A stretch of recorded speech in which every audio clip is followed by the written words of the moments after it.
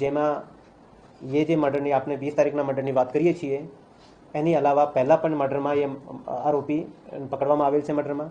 એની અલાવા robbery અને લૂંટ જેવા ગુનાઓમાં, ચોરીના ગુનાઓમાં તો એ અને જે હિસ્ટ્રી કહેવામાં આવે આરોપીની, તો એ ગુનાહિત પ્રવૃત્તિવાળો ગુનેગાર યા આરોપી કહી શકાય. તો એની જે સ્થિતિ છે, જે પ્રકારની એનું જે કૃત્ય હતું અને જે પ્રકારની એની પ્રવૃત્તિ હતી પહેલાંની, એનાથી કહી શકાય કે એ માણસ, એ જે આરોપી મરણ જનાર છે, એ એક ડ્રેડેડ આપણે ક્રિમિનલ કહેવાય એવા પ્રકારનું ક્રિમિનલ એક્ટિવિટી એની હતી.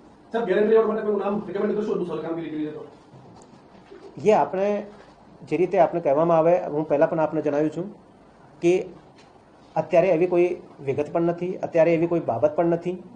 ખરેખર જે પોલીસ ઉપર જે ફાયરિંગ કરવામાં આવેલ અને હુમલો કરવામાં આવેલ એની અગેન્સ્ટમાં એક જવાબી કાર્યવાહી પોલીસે પોતાના સૌ બચાવમાં એ એક કાર્યવાહી કરેલ છે અને આ કાર્યવાહીના ભાગરૂપે એ એક ઇન્સિડન્સ બનેલ છે. જે ઇન્સિડન્સની આગળ પૂરી ઇન્વેસ્ટિગેશન કરવામાં આવશે અને આગળની જે કાયદેસરની કાર્યવાહી છે એ કરવામાં આવશે.